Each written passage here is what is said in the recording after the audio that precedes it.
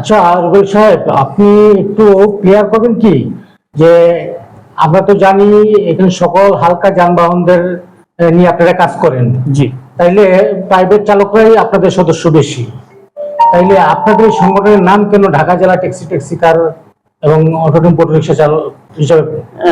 খুবই চমৎকার একটা প্রশ্ন করেছেন। তো এটা আসলে আমাদের বোঝা খুবই জরুরি। আমরা এদেশের নাগরিক হিসেবে এদেশের সকল স্বীকৃত অধিকার আমরা পাই। দেখেন, আমরা এখানে যারা ব্যক্তি মালিকানাধীন গাড়ি চালায় সবাই এই সংগঠনের সদস্য। তো এখানে আমরা একটা জিনিস লক্ষ্য করে দেখছি, আমরা যখন এই সংগঠনের নিবন্ধনটা নেওয়া হয় তখন হালকা যান অথবা প্রাইভেট গাড়ি চালক এই ধরনের নামে কোনো সংগঠনের নিবন্ধন দেওয়া হয় না।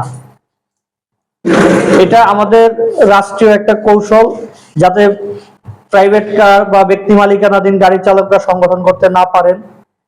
তো আমরা এই জায়গাটা দেখছি আমাদের রাষ্ট্র অনেকগুলো কৌশল অবলম্বন করছে, যেমন ঢাকা জেলা ট্যাক্সি কার, অটো টেম্পো, অটো রিক্সা চালক শ্রমিক ইউনিয়ন, এরা কখনো একসাথে হতেও পারবে না, সংগঠনও করতে পারবে না। এটা রাষ্ট্রীয় একটা কৌশল, যাতে আমাদের শ্রমজীবী নিরীহ মানুষ আরো বেশি শ্রম শোষণের শিকার হয়, এবং তাদের জাতাকলে রাখার জন্য এই কৌশলটা তারা অবলম্বন করে, এই গ্রুপিং করে একটা ইউনিয়নের রেজিস্ট্রেশন নাম্বার দেওয়া। এটার মাধ্যমে তারা শ্রমিকদেরকে অসংগঠিত রাখার যে অপচেষ্টা, সেটা তারা করছে। এই অপচেষ্টাটা আমরা অবসান চাই।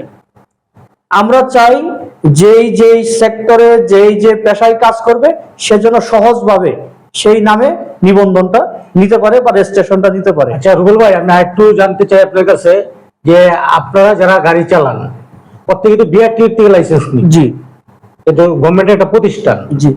আপনারা লাইসেন্স লাইট ভেহিকেল হিসেবে পান, হ্যাঁ, কিন্তু আপনারা এই হালকা যানবাহন চালক হিসেবে আপনারা রেজিস্ট্রেশন পান না কেন? কারণ কি?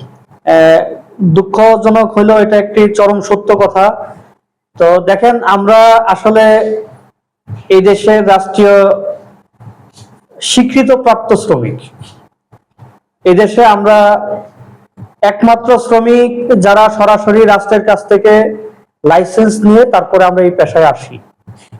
কিন্তু দুর্ভাগ্যজনক হলেও সত্য যে আমাদের এই শ্রম আইন, যে আইনে আমার দেশের সকল শ্রমিককে অন্তর্ভুক্ত করার কথা ছিল, সেই আইনে সকল শ্রমিকের অধিকার আসার কথা ছিল, সেই আইনে আমাদের যারা ব্যক্তি মালিকানাধীন গাড়ি চালায়, প্রাইভেট কার চালক, তাদের কোনো স্বীকৃত অধিকার নাই।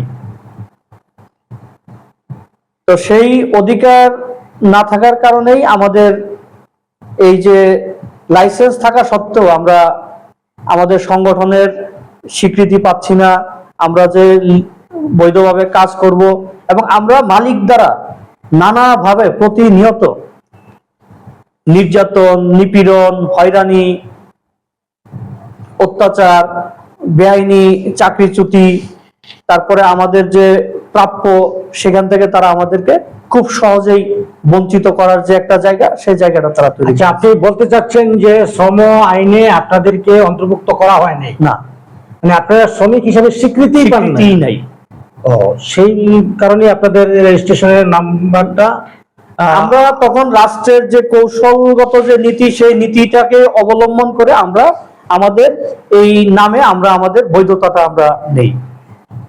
এই কারণেই হালকা সকল ঢাকা জেলা ট্যাক্সি কার, অটো টেম্পো, অটো রিক্সা চালক শ্রমিক ইউনিয়ন, এই নামে ওনারা গেজেটের আকারে প্রকাশিত আছে, তখন আমরা এই নামের উপরে আমরা রেজিস্ট্রেশন নাম্বার। মূলত আপনারা কাজ করে থাকেন আমরা মালিকানাধীন গাড়ি চালক যারা আছে তাদেরকে নিয়ে আমরা কাজ করি।